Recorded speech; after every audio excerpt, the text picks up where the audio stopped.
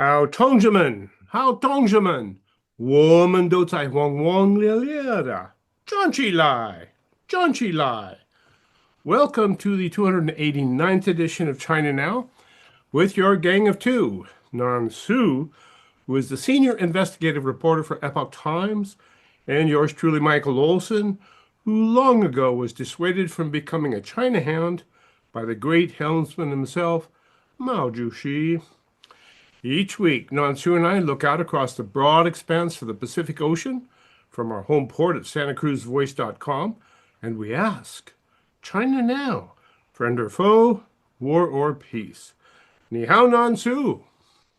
Hey, good morning, good evening, good afternoon, depending where you are. We are everywhere. Well, Nansu, June 3, 1989. Holy smokes, Tiananmen Square Massacre. And I'm thinking perhaps we should start a worldwide day of freedom on June 3rd, 19, ever, June forever. 4th, Yeah, June 4th. June 4th. June Yeah. 3rd, they started shooting, wasn't it? It's actually in the early morning of June 4th. Well, in the United States it was June 3rd. In Okay. China it's June 4th. So June 4th is the number that everyone remembers. June 4th it is then. And today's June 4th, so today is Tiananmen Square. We should 37th dedicate this anniversary. day to worldwide freedom. That's what we should Yeah. do.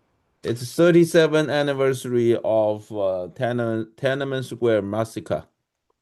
Well, I woke up this morning, opened up my Epoch Times, and they had this incredible spread of photographs taken at Tiananmen Square. And it was truly amazing. Evidently, a state uh, photographer took these photographs, put them in a tin can, and held them there throughout the great purges that followed the Tiananmen Square massacre. And somehow they spirited them eventually to the United States, where somebody gave them to Epoch Times, and Epoch Times published them today, and which is a pretty, I Yeah, don't know, that's more than 2,000 new photos new photos. Yeah. and even videos that was never exposed before got published this year in memory of June 4th Tiananmen Square Massacre, 37 years anniversary day. Well, Nansu, let's get a little personal here, just because we can. By 1989, I had long since given up any hope of becoming a China hand and pretty much had turned my back on that possibility and on China. When I heard about the Tiananmen Square, I remember distinctly my reaction was, of course they did that. That's who they are. And it was just I expected it actually. And just continued turning my back on China. But you had a much different reaction and a much more personal reaction because you were there. I was, in United States actually, Oh, you were at the 1989. time? Yeah, I came to United States in the end of January of 1989. It's about 5 months prior to the Tiananmen Square Yeah. massacre. And of course, as a student, at that time I was a student, so we all went to the San Francisco Chinese consulate. We protested in front of Chinese consulate. We protested the massacre, and that was the first time. And it was really, I remember clearly even today. Although it had took place 37 years ago, it was the first time I joined the protest against the Chinese Communist regime, and then we marched after, I remember that day when we arrived, it was like about uh It's about like 1 o'clock or two, maybe 2 o'clock, and early afternoon. Me and my wife, we drove there. Both of us were students at that time. We drove to San Francisco in front of Chinese consulate. We parked.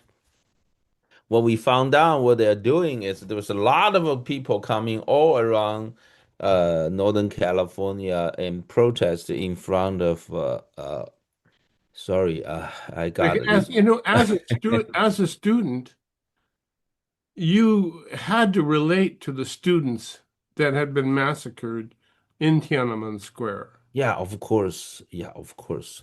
And fortunately, during those days, because the high level power struggle inside the Communist Party, uh, the then Secretary General of the CCP, Zhao Ziyang, who was pretty sympathetic to the student, and the then Prime Minister Li Peng was totally, like a hardliner communist. So then, because of the power struggle, now Deng Xiaoping was supporting Li Peng. Deng Xiaoping was the hardliner. But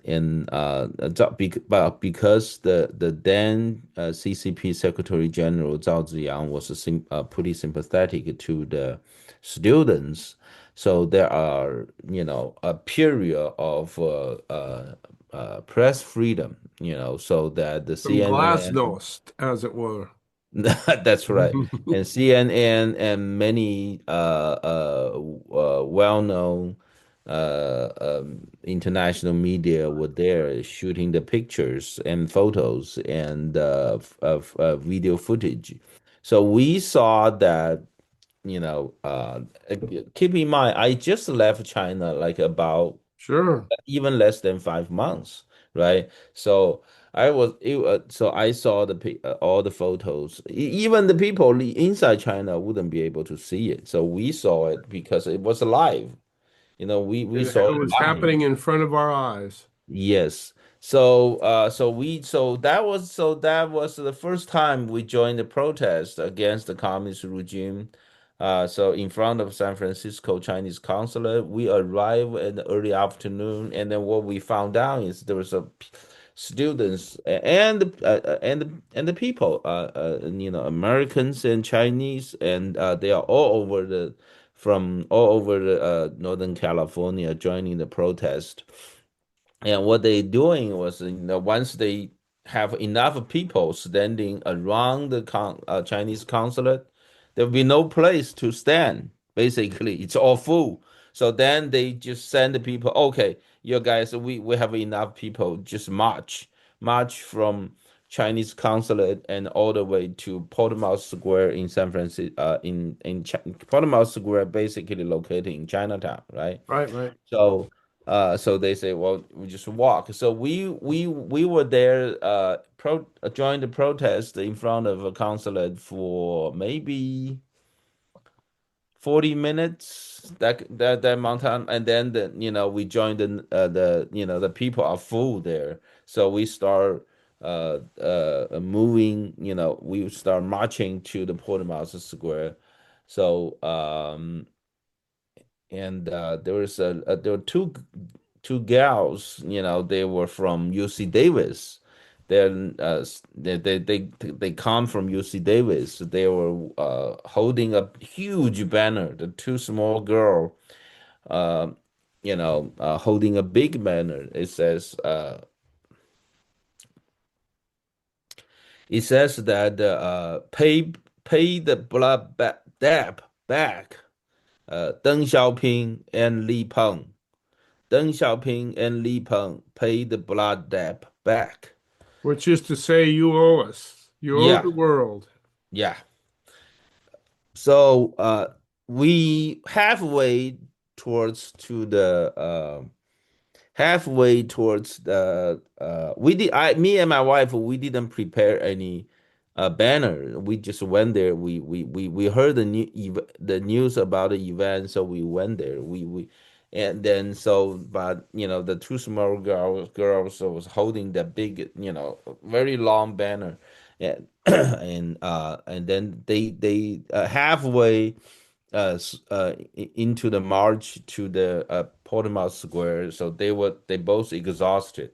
So we me and my wife we took their turn. We were holding the banner, finish the rest of the march. That was the very first time. I mean, that was the very first time. That's the Uh, first time you ever were really politically active, period, wasn't it? that was it. Yeah. That was it. You Like know. turned on the switch. Now, Now that had, you think about it. I was in much worse shock than a lot of people who were there. Why? Because I was from a military family. I was born in a military hospital, raised in a military base, and I was drafted to the military, university, right? Um, and then I worked for the military. After I graduated, I worked as a civil engineer for the military, building hospitals for like 5 years before I left China, came to United States. I retired from the military because I was chasing a girl that who I was in love. So that's how I retired from military. So I it's basically probably the best way to retire from the military. well, you can tell them though. If I tell them the truth. I was leaving China to America to chase a girl. Then they're going to they're not going to let me go. Yeah. Uh, so so I left the military, retired from the military like literally in 88. So I came here in 89, and and then just like a few months after I got here, I saw this in my eyes. That's just this huge shock to me. And then I never think that I would see the Chinese military doing these kind of things, killing the students. So Well, but that was the very first time I joined the protest. Very emotional. Yeah, very emotional. my reaction was just the opposite. And it was just, well, of course they did it. That's who they are. And so it really it had an impact on me. I was disgusted. My heart went out to the students who yearn for freedom, and still does. Um, Now, the impact Tiananmen Square had on your life was huge because it really pretty much gave direction to your lives, both you and your wife. Is that true? Say it again. I've lost Well, the question. the impact of Tiananmen Square, the Yeah, impact yeah, it yeah. had That on was you and yeah, your yeah. wife really gave your life a new direction. That it's true, and I think it did to many people. Yeah, What about to the countries of the world? Was was Tiananmen Square a real wake-up call for the countries of the world? I'm thinking about the countries uh, like Vietnam and the Philippines and South Korea and Japan and well, you Indonesia. actually made a lot of impact. You see that keep in mind that was before the fall of Berlin Wall. Yes, It was before the fall of Berlin Wall, and then they did this. They send the military and tanks to Tiananmen Square and crash the entire student movement. Uh, yeah, it was very emotional to me. It's just like a broken heart. thousands of students and citizens were killed, machine gunned down, run over by tanks. And if you look at the photographs that come out today, these new photographs in Epoch Times, it really brings it right back home. You go, oh my God, how did this happen? Now, um, we look at this and realize how tragic it was, and yet it just happened again in Iran.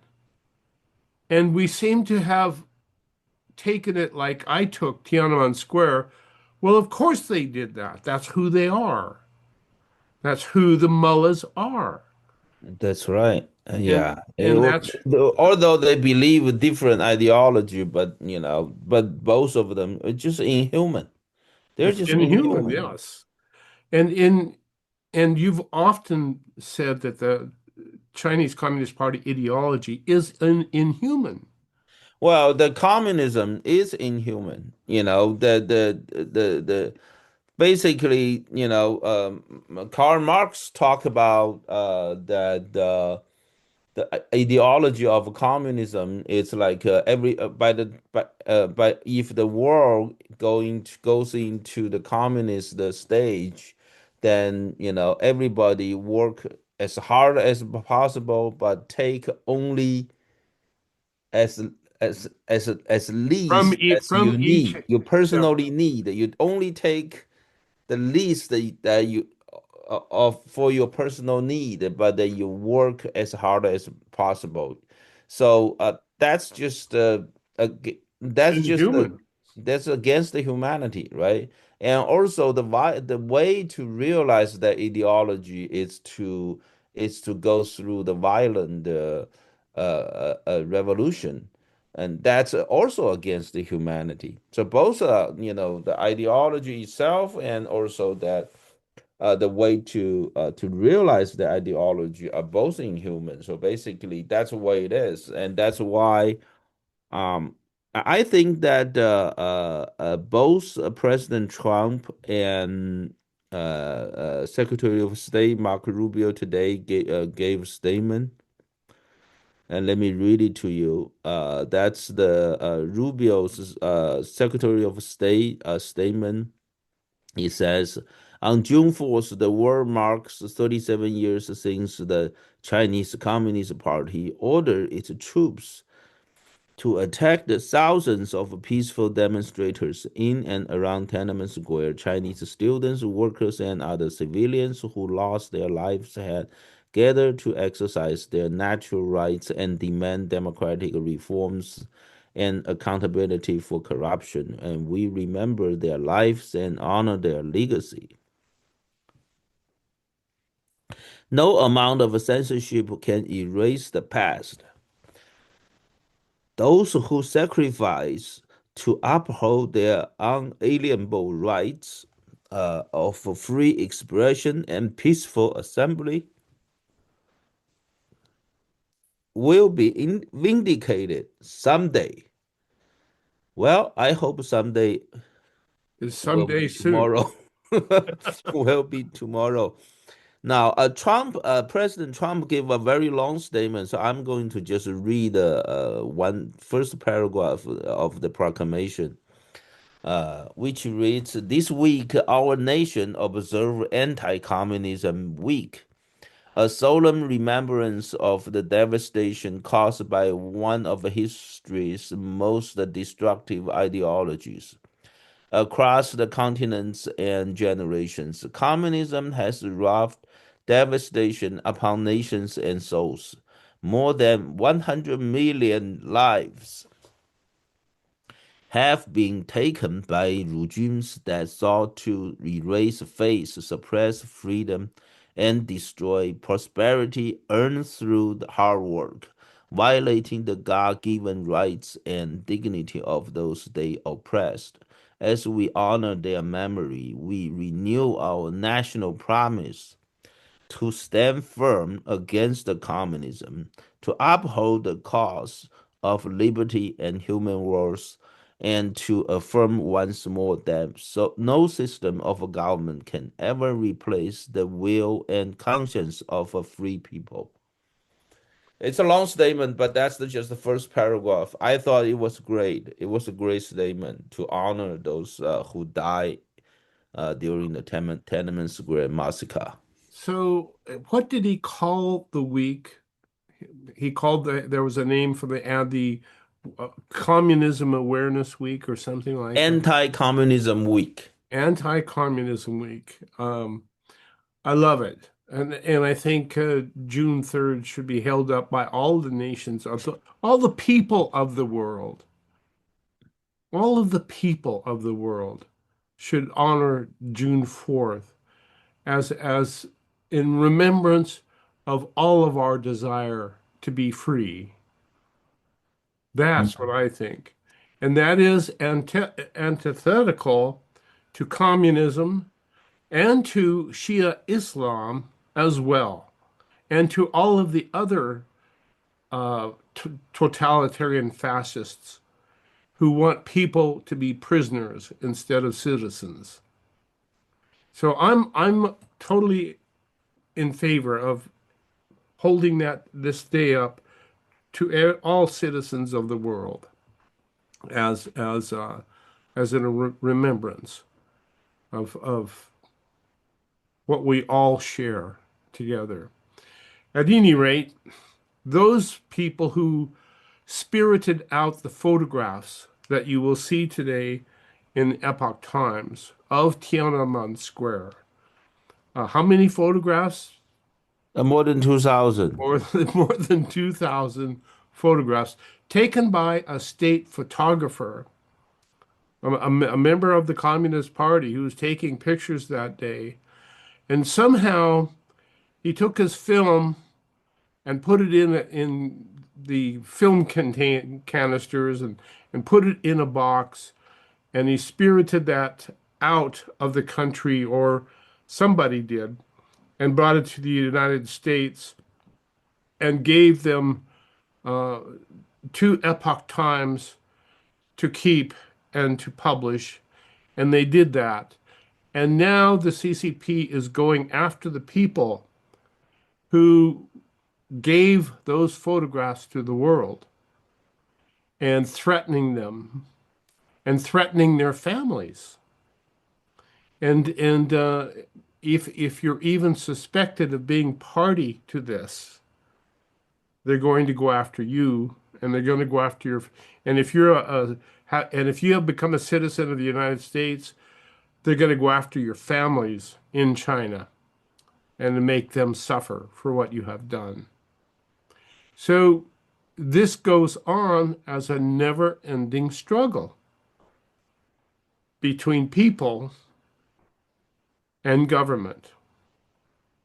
And when government does not allow, first of all, citizens to have guns and citizens to have the right to free speech, this is inevitably what happens. So, ladies and gentlemen, today, June 4, in remembrance of the students and the citizens who gave up their lives in Tiananmen Square. And we must remember, and we must never forget. So with that, we're going to take a quick break. This is China Now with your gang of two, Nan Su and Michael Olson. We're going to take a quick break, and when we come back, we're going to go to the world as it is today and talk about how Iran is breaking off talks with the United States, and Russia and China are in support of them. But Trump says no, it's fake news. So stay tuned. We will be right back. It's time now to repair or replace your roof. Hi, folks. Warren Knox here of Knox Roofing. Well, we install leak-proof and fire-proof roofs. Roofs that look nice with a lot of choices of colors and styles. Gutters, skylights, insulation, and roof decks. We only install proven products with warranties unmatched by anybody. Financing is always available, and we have discounts for veterans and seniors. Do business with Knox Roofing, and you'll also receive a free Knox Garden Box. The number to call again is 831-461-0634. Thanks, folks. Attention investors. This is a simple commercial on the investment value of gold. Gold continues to make new highs. In good markets and in bad markets, you need to have your portfolio balanced with gold. Learn about owning physical gold or getting a gold-backed IRA. Make this simple call right now. 800-414-1657. 800-414-1657. That's 800-414-1657. Sponsored by Reagan Gold. It's high time to celebrate the opening of the new Hook Outlet Dispensary, 1129 Mission in Santa Cruz. Get in on the opening fun and really low prices on the Hook's unmatched selection of top quality medical and recreational cannabis flower, vapes, drinks, gummies, and concentrates. The Hook Outlet is now the West Side's source for finest cannabis at the lowest prices. Get in on all the opening fun and low prices at the all-new Hook Outlet. HookOutlet.com for details and deals. Charlie Hong Kong is here to nourish you with our healthy noodle and rice bowls, abundant with local organic produce grown in nutrient-dense soil, as well as soups, sandwiches, salads, and our special ginger lemonade. All are welcome to enjoy our patio or to go. Order in person or online, corner of Soquel and Seabright. Charlie Hong Kong, nourishing our community one bowl at a time.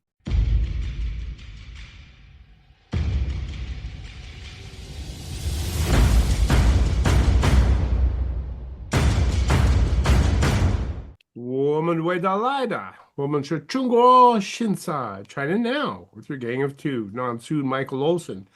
Well, pretty messy this week. The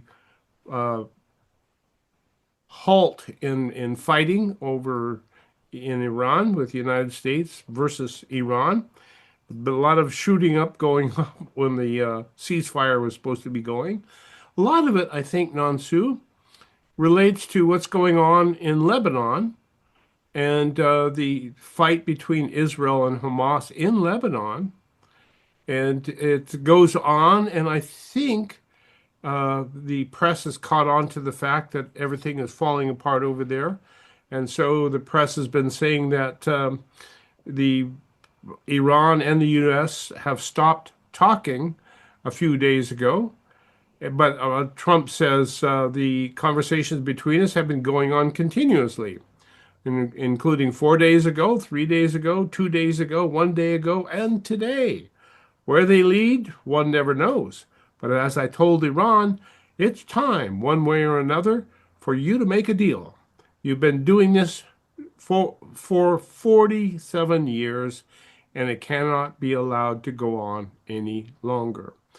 So evidently, the Iranians have been using the fighting going on in Lebanon to rebel against any peace talks with the United States. That's how I see it. How see it you?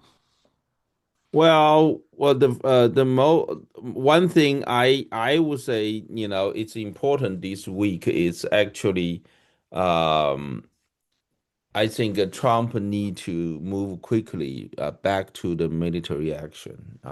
It just cannot make this so-called peace negotiation lasting any longer. It won't work anyway. Now, I doubt it. I doubt the negotiation is going to work. I seriously doubt it. I think you need to move back to the military operation now. And also yesterday, both House passed the resolution to limit Trump's war power. Ability. Yeah, war power. Yeah, yeah. Well, it's meaningless because Trump will veto it, right? So it has to go to the Senate, and if the Senate passes it, Senate Trump... already passed. Senate already passed. Yeah. Okay, so then Trump just vetoes it, and they Trump have need to veto it, and then you will take 2/3 of both the Senate and House to veto president's veto, so they won't get a 2/3 majority anyway. So that's meaningless. But however, what it tells us is, nobody want to wait that long. It's not going to. The negotiations have been going for too long.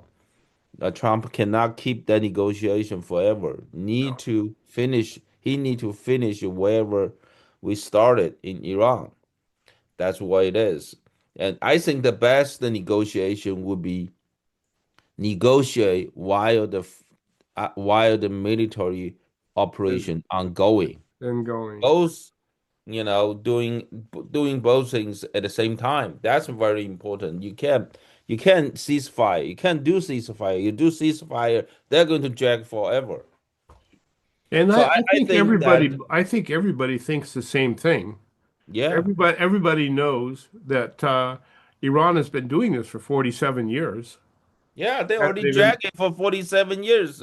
Why do you playing. want to do ceasefire with them? I don't I don't get it. I think we should keep doing now. I think this ideological brainwash. It's just so strong. I watch. I think I watch it. Forgot. I'm not sure if it was CBC or ABC. One of the main major news channel. They will interview a girl on the street. In the street of Iran, speak perfect English, much better English than mine, and you can tell the girl is pretty well educated, Mhm. and Was she wearing the Habib? no, She was dressed as a Westerner, yeah, and oh yeah, actually forgot. I forgot actually. Maybe she did. But anyway, I can see her face, and then when she took the interview, and she act what you know what she said? She said the nuclear weapon it's a spiritual for them. whoa. What does that mean? The Well, you think nuclear about weapon that is because they, you know, how many both because they spoke for representing their God, right? right. So and then they want to destroy you, Israel, destroy United States because God want them to, right? So and the only way they can do this is a nuclear weapon. I think that's what she means. She means, you know, nuclear weapon is like a face to them. It's a part of their face, Hmm. right? Well, So how do that you would. going to negotiate with these kind of people? You can. I mean, just give it up. Just demolish it. Do whatever the military operation possible right now. I mean, there will be more and more trouble, you know, making these things more and more complicated as the time drag longer. And I think, I heard Trump many times say that he doesn't want to precipitate a a human disaster. And I think what you're suggesting is that the only way out of this is a human disaster. Well, it doesn't have to be a human disaster. Right now, we have all this precision bombing. I think U.S., United States, and Israel already collect enough intelligence, in the past, almost 5 weeks now, Yeah. maybe even longer, five, We've been watching the 6 weeks. Iranians scurry around. Yeah. More than 6 weeks of the peace negotiation time. They already collect enough intelligent so they can do this. They need to basically. You Well, hear that there are two voices from Iran. One it's well, that's the issue. You have the hardliners who are ready to die, and no problem, except you have to come way down into the caverns, way down below the surface of the earth to find us. And then you have the citizens of Iran, and it seems like whatever we do to get the hardliners, we're going to get the soft people. If we just shut down Iran completely, so that they have no food, no water, no gasoline, no nothing, in order to get the hardliners, we're really going to get the, the civic-minded people, the people, and the same people that the hardliners want to Hey, want to kill. come on, Mike. Think about this. You know,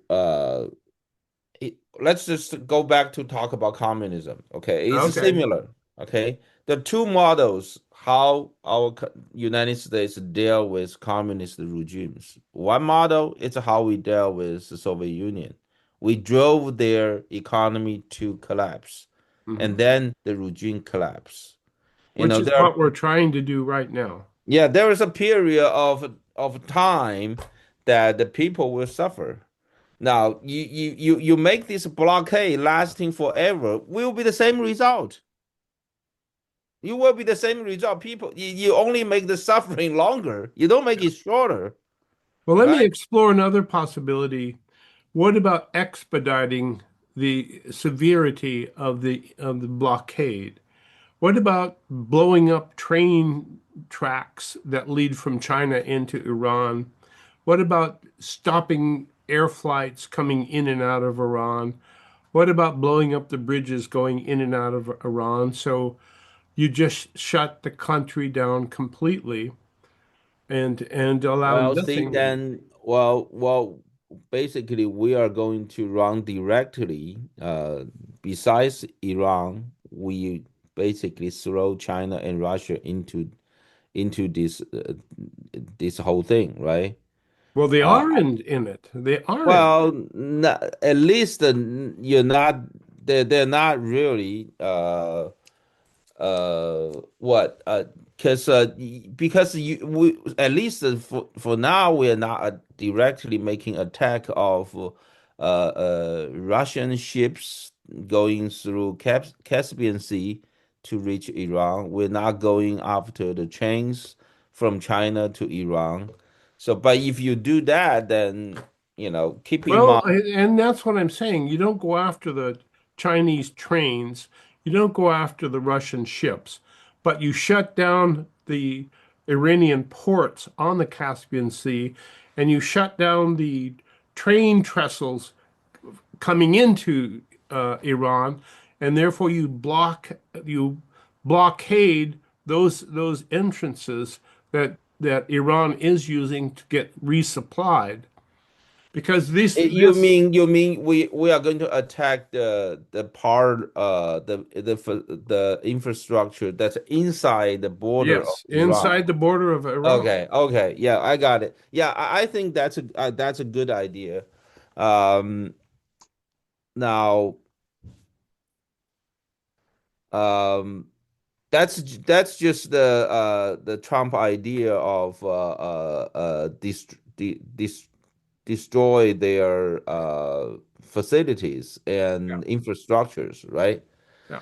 Well, well, that could be part of it. I think I mean, if we have enough intelligence, we should go uh decapitation of all these hardline leaders and go directly after those. I don't know if we do have the technology to penetrate directly to reach out those deep down into the ground missiles. Um, I don't know if it's possible to do that, but if we are able to do that, because based on what I heard, we are still when we start a ceasefire, we still have like 2 more weeks of bombing in order to finish all the military targets, right? So we need to finish those first, and then going after yeah. those. So the essential core problem is how do we get rid of the hardliners and Yeah, keep the citizens, the the Persian people and their wonderful civilization. How do we bring that back?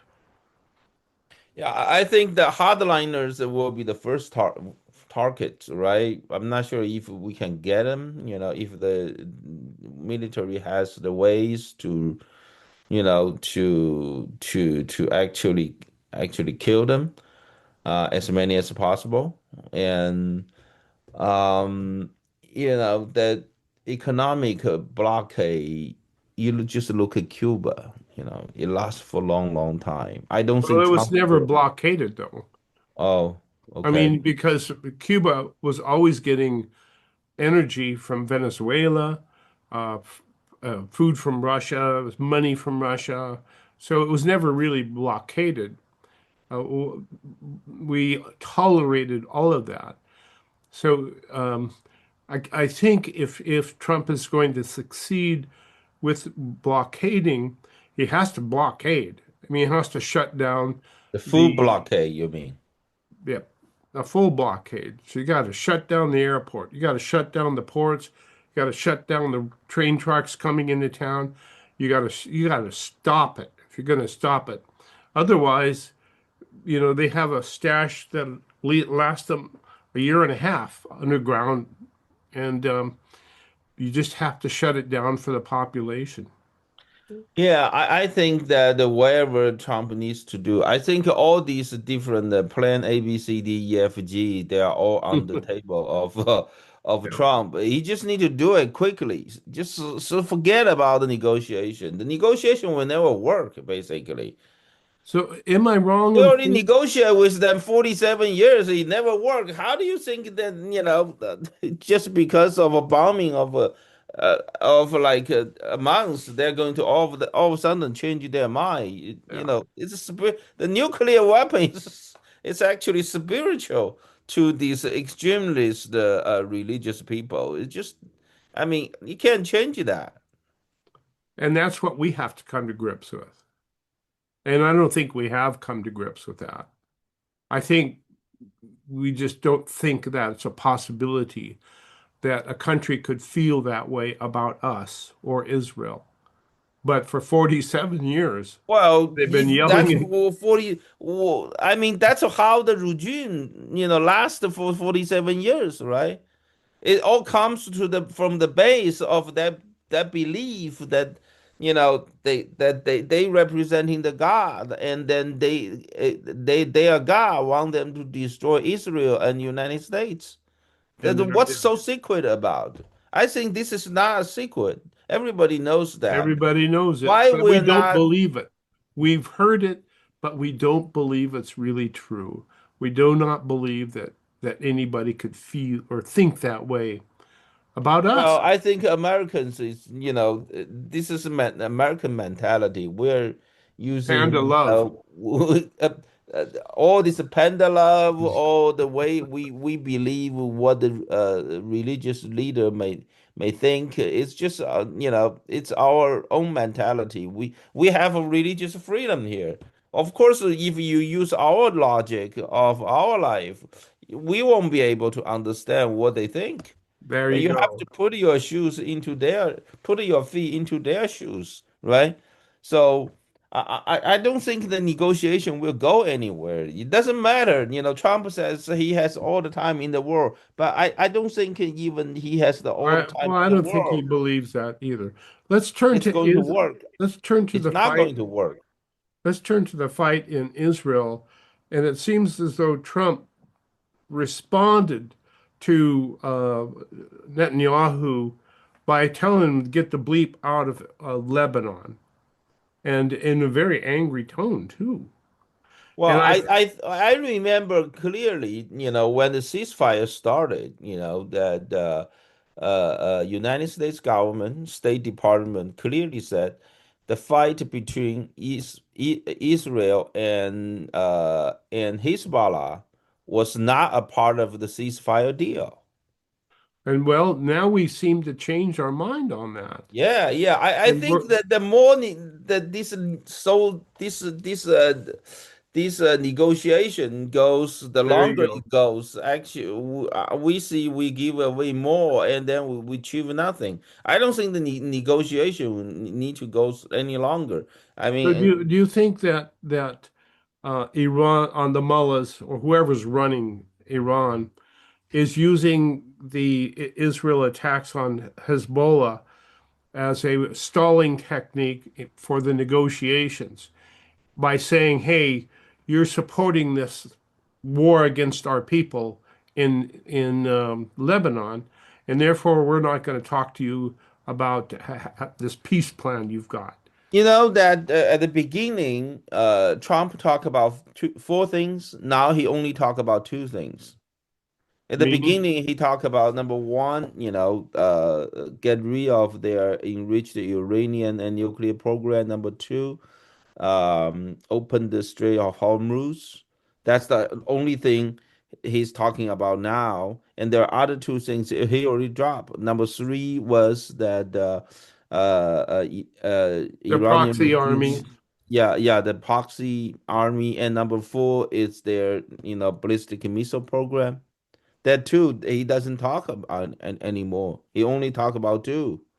The two. See, I don't think this negotiation will go well with the ceasefire sustain. So You if know, we've given up two of our bargaining chips that's already. right. I think that the negotiation will be revive again once the military attack uh started. I think the military act operation shall never stop until the agreement is achieved by negotiation. Just choose a third country, say Pakistan. Just go Pakistan to continue the negotiation while the military operation ongoing.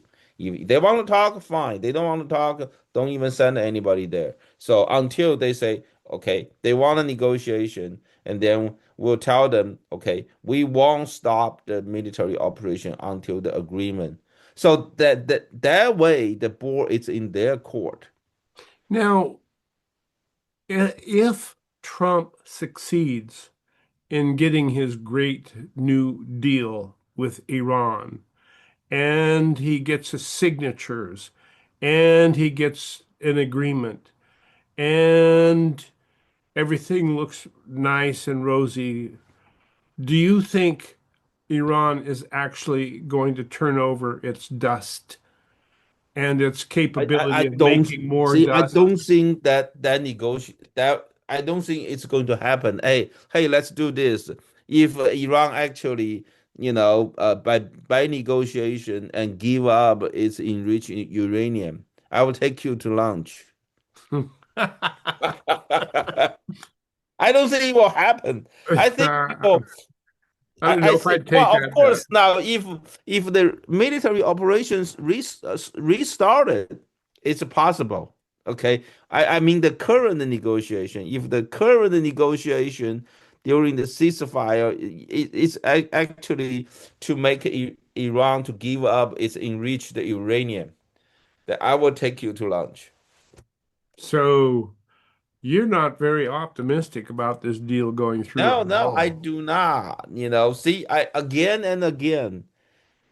I say that I let me say it again. I think Trump administration underestimate the level of brutality of this regime. And this we make note on Tiananmen Square Day. Yeah, right. See, this is what happened to this kind of like a totalitarian regime. We Americans, we live in the open and free society. We enjoy our freedom here. We just we can, but however, we can use the way of our mentality of living our life to try to understand how the people, all these crazy people in the totalitarian regime think about how they figure out their policy. It just never work. Because They're going to last a lot longer than we think. I think we have to start talking about these totalitarian regimes, such as China, such as Iran, as not countries at all, but rather as prisons. Because It's true. the people who It's live there, true. the people who live there are not citizens. They have no say. They have no property. They have nothing. The Well, there are. only thing they have, the only thing they can have is what the warden and his guards allow them to have. Yeah, And that the is the three things, nature right? of There these were three things countries. I always think, try to emphasize about the situation. Number one, This is their, even though this is extremist, crazy religious belief to destroy Israel, to destroy United States, but it is their, it is their way of going to heaven. How are you going to change that? You can't change that. And the number two, it's they all have blood in their hands. All these hardline leaders, IRGC leaders, they have blood in their hands. They're killing so many Iranian people. They're not going to give away their power. Right. They, And they- they're not they're gonna, not going to give that. If they want, if they give up this, enriched uranium, that means in their own heart and in the people around them. That's like they gave up their faith, yeah, they're turning right? their And back what on they think God. about that, it's going to easily lead to the collapse of the regime if if the people, inside If their Trump circle gets and what he around them. wants, yeah, if Yeah, Trump if gets they what he believe, wants, this is what happened. Now you give up what God wants you to do just because the U.S. military is too strong. Think ain't gonna about happen. this. Okay. Well, ladies and And number gentlemen, three, right? And number three, they still have supplies yeah, from Russia and China. But however, this is the least important of the three. The first two things, it's like they are afraid losing power because once they lose their power, people will go after them because they have blood in their hand. And also, and then it's to them, this is the thing they are holding for going to heaven, right? yeah, So how are you going to change that? You can't change that. So the only way to do it is to, I think it's to keep, just killing those extremists. They're terrorists. They are yeah. terrorists. You know, Well, ladies and gentlemen, we have Nansu on fire today, and today is Tiananmen Square Day. It is the day back in 1989, June 4, when the Chinese Communist Party rolled its tanks into Tiananmen Square, gunned down thousands and thousands and thousands of students and citizens crying out for freedom. yeah, and let me repeat. Let me say one more thing that both Chinese Communist regime and Iranian regime, they are terrorist regime. You know, the Chinese Communist regime today is the biggest the terrorist group in the world. Because they are totalitarian fascists, they do not allow their prisoners any freedom at all. And that is what Tiananmen Square Day is all about. People crying out for freedom and getting gunned down because of that. So, wow, that was our first hour. Two countries doing the same thing on Tiananmen Square Day. We have China killing people, we have Iran killing people. So when we come back from the top of the hour break, we have a lot of stories, and we're going to start off with Hegseth, our Secretary of Defense, at the Shangri-La Military Summit. And what he had to say was kind of interesting about Taiwan. So do stay tuned. We will be back after top of the hour and news break with China Now with your gang of two, Nansu and Michael Olson. So stay tuned.